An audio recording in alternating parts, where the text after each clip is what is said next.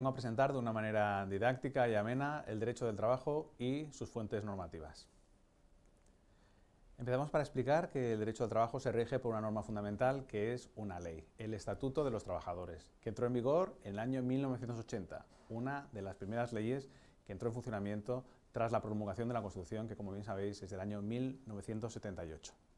Se trata de una norma en la que regulan todos los aspectos relativos al contrato de trabajo, requisitos, normativas, sanciones de diversa índole.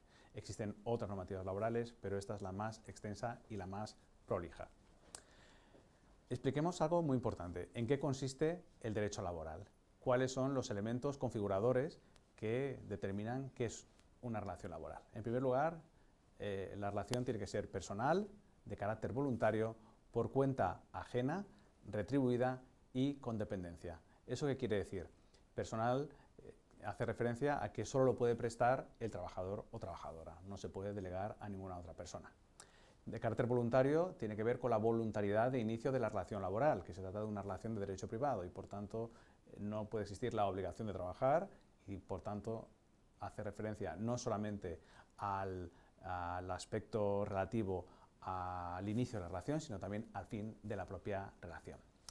Por otro lado, tiene que ser una relación por cuenta ajena. No existe la opción de realizar el trabajo por cuenta propia. Eso no está fijado, no está regulado dentro del ámbito del derecho del trabajo. También en una relación de dependencia, es decir, hay una relación de dependencia del empleador o trabajador y respecto del empresario. ¿De acuerdo? Y tiene carácter retribuido en forma de salario. Hay algunas relaciones que están excluidas del derecho del trabajo. ¿Cuáles son esas? Pues, por un lado, la relacionada con funcionarios públicos, trabajos familiares, benevolencia o relación de amistad y la vinculada a comisionistas. Y por otro lado, ¿por qué? Pues porque se rige por otro tipo de derecho, por el derecho administrativo, por otro tipo de normativa. En un segundo apartado tendríamos las llamadas relaciones laborales especiales, la de los artistas, los empleados de alta dirección, los deportistas, los representantes de comercio. Esos se rigen por otro tipo de legislación que no es la del derecho de trabajo, que es la que vamos a ver en esta asignatura. Existen dos fuentes del derecho de trabajo, las fuentes externas y las fuentes internas. Vamos a ver en primer lugar cuáles son las fuentes externas, aquellas que tienen que ver con la producción legislativa externa al derecho nacional, al derecho español en este caso. Y encontramos tres tipos de normativas externas. Por un lado, las normativas que emanan de la legislación de la Unión Europea. Como sabéis, formamos parte de la Unión Europea, en la que hay mucha producción legislativa en forma de directivas, en forma de reglamentos y otro tipo de normas que emanan de la producción legislativa de la Unión Europea que afectan al derecho laboral. Un segundo apartado muy importante es las recomendaciones y convenios de la Organización Internacional del Trabajo, que es una agencia de la Organización de las Naciones Unidas en la que forman parte los Estados y también muy importante los representantes de los trabajadores, los sindicatos y los representantes de los empresarios, la patronal. Son ratificados por las Cortes Generales, forman parte del derecho interno español. Y en tercer lugar, otros tipos de convenios internacionales que suscriba el Reino de España también forman parte del derecho interno español y son fuentes externas, repito, porque emanan de organismos externos al Estado español. Para explicar un elemento muy clarificador y de la importancia que tienen estas normas externas, me refiero, por ejemplo, al principio de no discriminación por razón de nacionalidad que establecen los principios, los tratados suscritos por España con la Unión Europea, en el que están prohibido cualquier tipo de discriminación por razón de nacionalidad en aras a la libre circulación de trabajadores dentro de los 28 estados que componen la Unión Europea. Y hay otro tipo de normativas importantes o de aspectos importantes, cuáles son los reconocimientos de cualificaciones profesionales, el acceso a la función pública, la formación de los trabajadores y las condiciones de trabajo armonizadas dentro del espacio común que supone el mercado único y la libertad de circulación de trabajadores.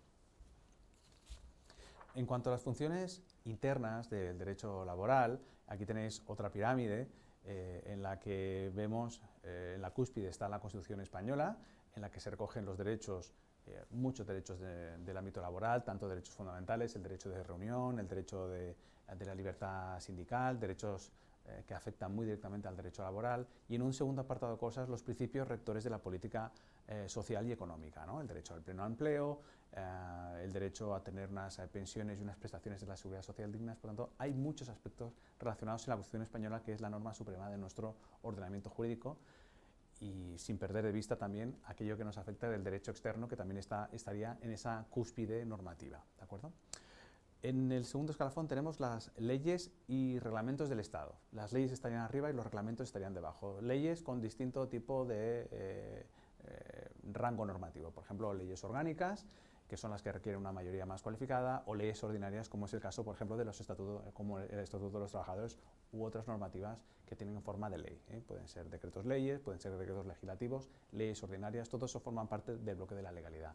Los reglamentos son normativas que desarrollan las leyes y pueden tener también diversa índole. Pueden ser reglamentos, pueden ser reales decretos, pueden ser órdenes ministeriales. Hay toda una playa de normativas de rango infralegal que son los reglamentos.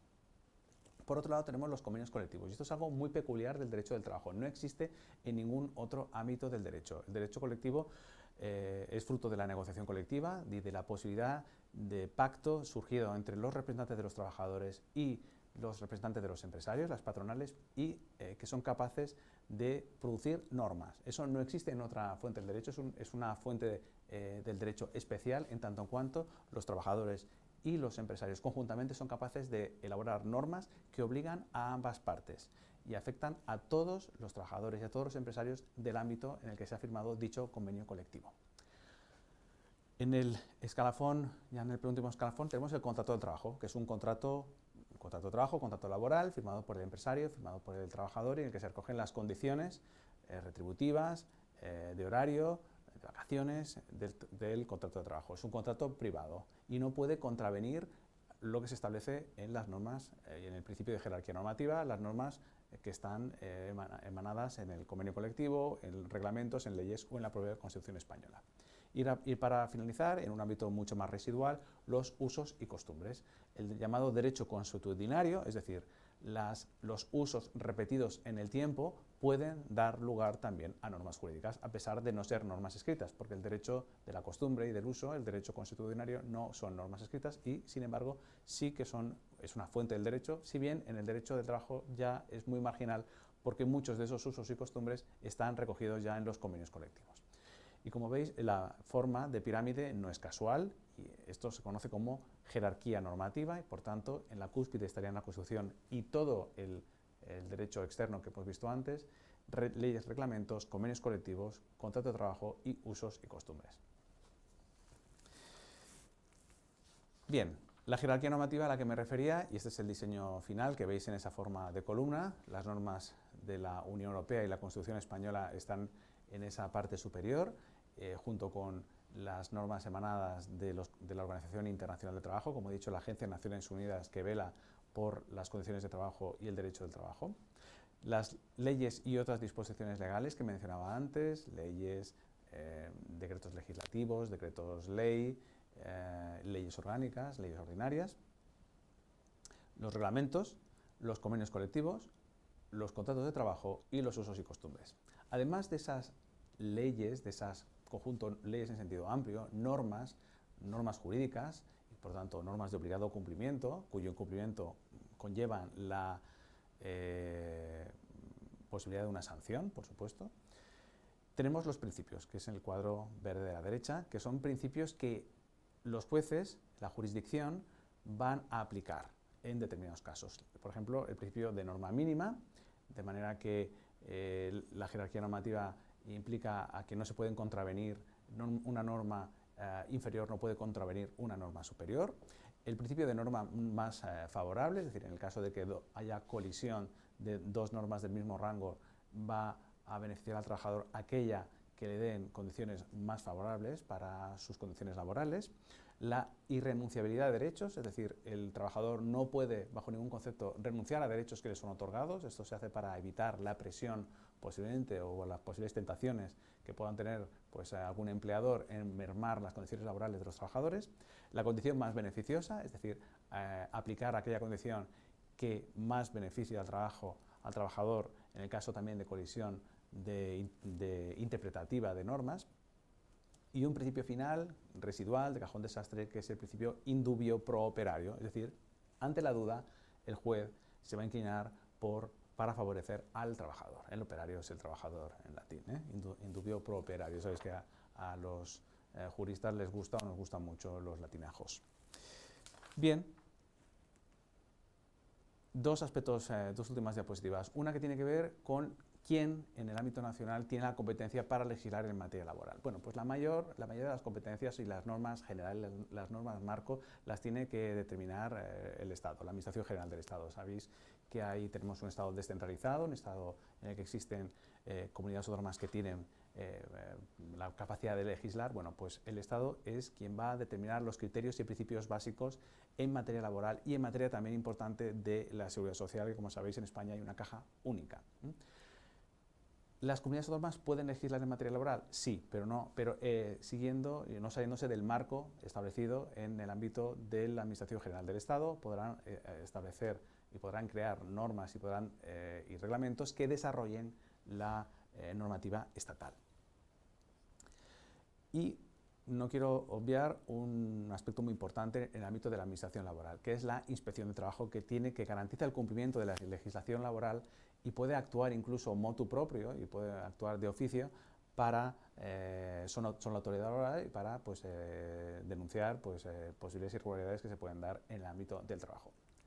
Para concluir, la jurisdicción laboral, los tribunales de lo laboral. Bueno, pues ¿cuáles son?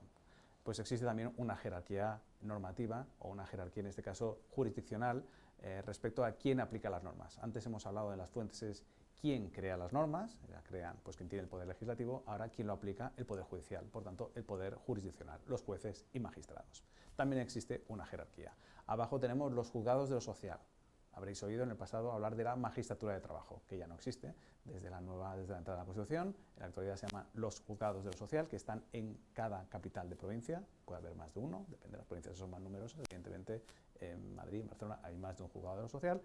En las capitales de provincia pequeñas pues habrá un juzgado de lo social. Bueno, pues es la primera instancia judicial. En el caso de recurso, que sería la capacidad que implica que el derecho procesal ofrece a los trabajadores, en el caso de disconformidad, pues recurrir al Tribunal Superior de Justicia de las comunidades autónomas. En las capitales de las comunidades autónomas existe pues, un Tribunal de Justicia y ahí es donde se va a recurrir en el caso de disconformidad por parte del trabajador o por parte del empresario ante el Tribunal Superior de Justicia por la vía del recurso, que es el recurso de súplica en este caso. La Audiencia Nacional. La Audiencia Nacional tiene jurisdicción en todo el territorio nacional y tiene una competencia un poquitín más residual en el sentido en que va a actuar cuando ese conflicto laboral afecta a más de una comunidad autónoma. Cuando ese conflicto laboral, muchas veces en el ámbito sindical, afecta a más de una comunidad autónoma, es la Audiencia Nacional a la que hay que recurrir. Y para finalizar, el Tribunal Supremo, que tiene su sede en la capital, en Madrid, que es el órgano superior de la jurisdicción de todos los órdenes, tanto del civil, del penal, el administrativo, pues también el laboral o el social, que es el que unifica la doctrina y es la última instancia jurisdiccional que tenemos en nuestro país. Bueno, pues os agradezco muchísimo vuestra atención y espero que el vídeo haya sido provechoso y sea muy didáctico. Muchísimas gracias.